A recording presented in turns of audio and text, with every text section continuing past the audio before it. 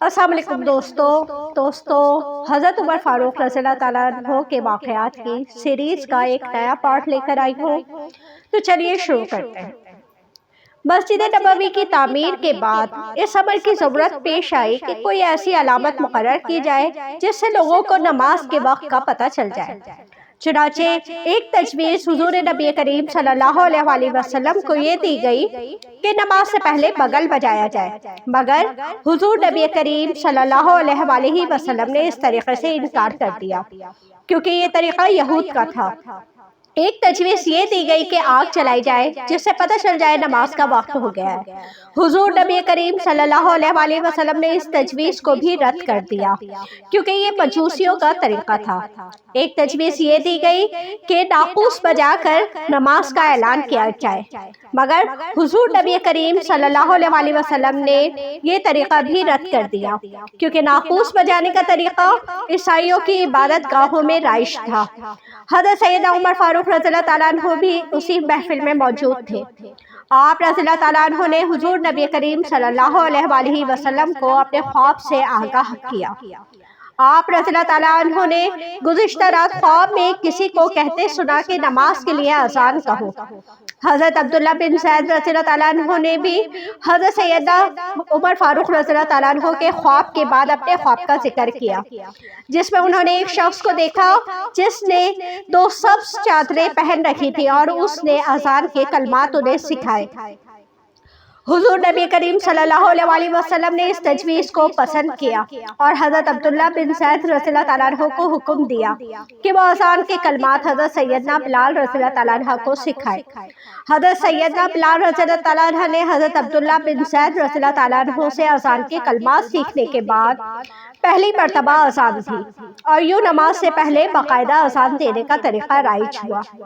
حضرت سیدنا عمر فاروق رضی اللہ تعالیٰ عنہ نے اذان کی آواز سن کر حضور نبی کریم صلی اللہ علیہ وسلم سے عرض کیا، یا رسول اللہ، یہ وہی کلمات ہیں جو مجھے خواب میں سنائی دیے تھے، اور انہوں نے حضرت عبداللہ بن زید کے بتائے ہوئے کلمات کی تصدیق کی۔ حضور نبی کریم صلی اللہ علیہ وسلم نے حضرت سیدنا عمر فاروق رضی اللہ تعالیٰ عنہ کی بات سن کر اللہ تعالیٰ کا شکر ادا کیا اور آپ رضی اللہ تعالیٰ عنہ نے سے فرمایا، مجھے وحی کے ذریعے پہلے ہی یہ کلمات بتا دیے گئے تھے، مگر میں اس کی تصدیق اپنے صحابہ کرام رضی اللہ تعالیٰ عنہ سے چاہتا تھا۔ حضرت سیدنا عمر فاروق رضی اللہ تعالیٰ عنہ غزوہ احد میں حضور نبی کریم صلی اللہ علیہ وسلم کے شانہ بشانہ شریک ہوئے اور بہادری کے جوہر دکھائے۔ جب احد پہاڑ کی جانب تعینات دستے نے حضور نبی کریم صلی اللہ علیہ وسلم کے فرمان کے برعکس جگہ چھوڑ دی اور خالد بن ولید نے پشت سے حملہ کر کے مسلمانوں کی کمر توڑ دی اور حضور نبی کریم صلی اللہ علیہ وسلم کے شہید ہونے کی خبر مشہور ہوئی، تو آپ رضی اللہ تعالیٰ عنہ جوش میں آ گئے اور کفار کے قتال میں اور زیادہ جوش سے مشغول ہو گئے۔ اس دوران جب خبر ملی کہ حضور نبی کریم صلی اللہ علیہ وسلم زندہ ہیں، تو آپ رضی اللہ تعالیٰ عنہ دیگر صحابہ کرام کے ہمراہ حضور نبی کریم صلی اللہ علیہ وسلم کو لے کر ایک محفوظ مقام پر منتقل ہو گئے۔ اس دوران ابو سفیان نے اونچی آواز میں کہا، اے گروہ محمد صلی اللہ علیہ وسلم، کیا تم میں محمد صلی اللہ علیہ وسلم ہیں؟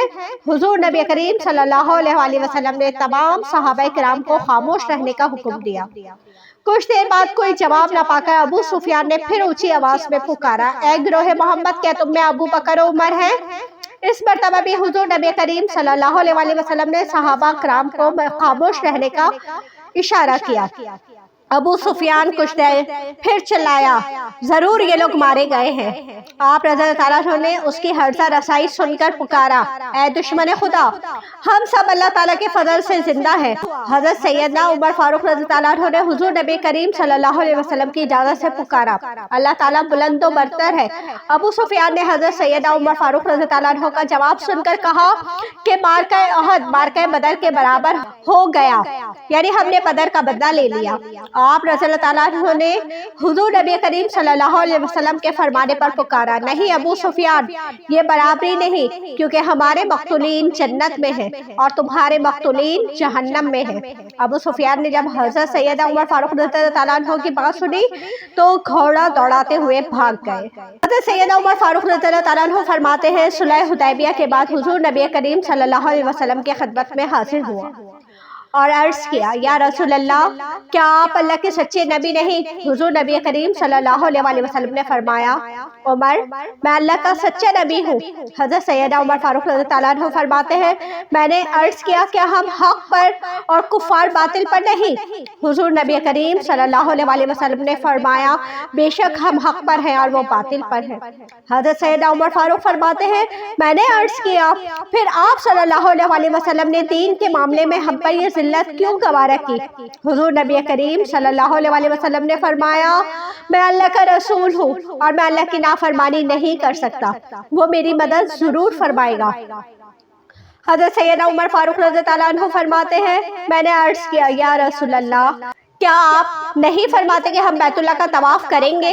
حضور نبی کریم صلی اللہ علیہ وسلم نے فرمایا، کیا میں نے تمہیں یہ کہا تھا کہ ہم اس سال طواف کریں گے؟ حضرت سیدنا عمر فاروق فرماتے ہیں، میں نے عرض کیا نہیں، تو آپ نے فرمایا، انشاءاللہ تم بیت اللہ کا ضرور طواف کرو گے۔ حضرت سیدنا عمر فاروق فرماتے ہیں، پھر میں حضرت سیدنا ابوبکر صدیق کے پاس تشریف لے گیا اور ان سے وہی سوال پوچھے جو میں نے حضور نبی کریم صلی اللہ علیہ وسلم سے پوچھے تھے۔ حضرت سیدنا ابوبکر صدیق رضی اللہ عنہ نے مجھ سے فرمایا، عمر، یاد رکھو حضور نبی کریم صلی اللہ علیہ وسلم اللہ کے بندے اور رسول ہیں، وہ اللہ کی نافرمانی نہیں کرتے۔ عمر، یاد رکھو حضور نبی کریم صلی اللہ علیہ وسلم اللہ کے بندے اور رسول ہیں، وہ اللہ کی نافرمانی نہیں کرتے، تم بھی ان کا دامن پکڑے رکھو۔ اللہ کی قسم، حضور نبی کریم صلی اللہ علیہ وسلم حق پر ہے۔ معاہدہ حدیبیہ میں حضور نبی کریم صلی اللہ علیہ وسلم کے علاوہ حضرت سیدنا عمر فاروق اور دیگر اکابر صحابہ کرام نے بھی بطور گواہ دستخط کیے تھے۔ اصل میں صلح حدیبیہ میں کچھ ایسی شرائط رکھی گئی تھی جو مسلمانوں کے خلاف تھی، لیکن کیونکہ اللہ کا حکم تھا تو وہ شرائط پہ دستخط کیے گئے تھے، لیکن بعد میں تاریخ نے یہ ثابت کیا کہ اللہ کا ہر فیصلہ صحیح ہوتا ہے، درست ہوتا ہے، اور وہ صلح حدیبیہ بھی مسلمانوں کے حق میں بہتر ثابت ہوئی۔ حضرت جابر بن عبداللہ رضی اللہ تعالیٰ عنہ سے مروی ہے، فرماتے ہیں، ہم وادی حنین کی جانب روانہ ہوئے اور دشمن جو پہلے سے ہی وادی کی گھاٹیوں میں گھات لگائے بیٹھے تھے، اس نے ہم پر حملہ کر دیا اور ہم شکست کھا کر یوں بکھرے کہ واپس پلٹتے نہیں تھے، ہر کوئی بھاگے جا رہا تھا۔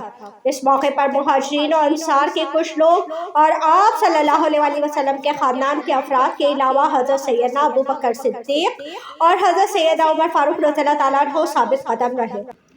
تو دوستوں، میں اپنی اس ویڈیو کا اینڈ یہیں پہ کرتی ہوں۔ اپنی نیکسٹ ویڈیو میں آپ کو حضرت عمر فاروق رضی اللہ تعالیٰ عنہ کے خلافت پہ آنے کا، یعنی ان کے خلیفہ بننے کا واقعہ شیئر کروں گی۔ تب تک کے لیے اجازت دیجیے، اللہ حافظ۔